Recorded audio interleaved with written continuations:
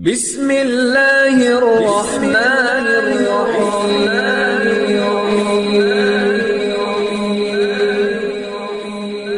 بسم اللہ الرحمن الرحیم۔ السلام علیکم۔ وظیفے کی اجازت کے لیے کمنٹس میں اپنا نام لکھ دیں، اور اگر آپ ہمارے چینل پر نئے ہوئے تو ہمارے چینل کو ضرور سبسکرائب کر دیجیے گا۔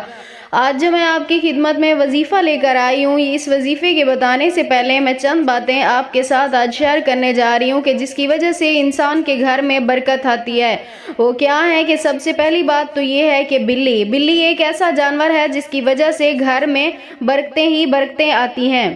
تو آج میں بتاؤں گی آپ کو، اس کے بارے میں کافی روایات بھی ملتی ہیں۔ ایک روایت میں تو یہ بھی آتا ہے کہ ہمارے پیارے نبی اکرم صلی اللہ علیہ وسلم کو بلیاں بہت زیادہ پسند تھیں، اور ایک روایت سے یہ بھی ثابت ہوتا ہے کہ ہمارے پیارے نبی اکرم صلی اللہ علیہ وسلم نے خود کی اپنی ایک بلی پالی ہوئی تھی جس کا نام انہوں نے معاوضہ رکھا ہوا تھا۔ آپ صلی اللہ علیہ وسلم نے بلی کو مارنے سے بہت سختی سے منع کیا ہے، اور ایک روایت سے یہ بھی ثابت ہوتا ہے کہ ہمارے پیارے نبی اکرم صلی اللہ علیہ وسلم بلیوں کو بہت زیادہ پیار کیا کرتے تھے، انہیں پسند کیا کرتے تھے۔ تو اس سے ثابت ہوتا ہے کہ بلی بہت ہی برکت والا جانور ہے۔ جس گھر میں بلی ہوتی ہے وہاں برکتیں ہی برکتیں ہوتی ہیں، نحوستیں بے برکتی سب کچھ ختم ہو جاتا ہے۔ تو آج میں بتاؤں گی آپ کو کہ ایک بلی آپ کو مال و دولت کیسے دے سکتی ہے، اور آپ کو ایک امیر اور دولت مند کیسے بنا سکتی ہے۔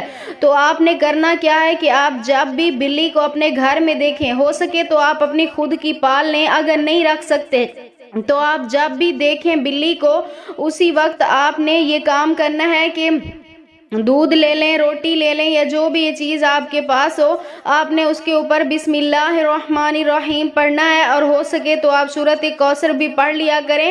اگر وہ نہیں پڑھ سکتے تو آپ بسم اللہ لازمی پڑھیں اور وہ چیز بلی کو کھلا دیں، کیونکہ بلی جب جو بھی اس کو کوئی چیز کھلاتا ہے اس کے لیے دعا کرتی ہے، اور بلی کی دعا 7 آسمان سے بھی اوپر جاتی ہے۔ انسان جب دعا کرتا ہے تو اتنا جلدی اوپر نہیں جاتی جتنا ایک بلی کی دعا جاتی ہے، کیونکہ بلی بہت ہی برکت والا جانور ہے۔ تو آپ اسے کھلائیں گے، جب وہ آپ کے حق میں دعا کرے گی تو انشاءاللہ تعالی اللہ پاک آپ کے گھر پر رزق کی برسات کر دیں گے۔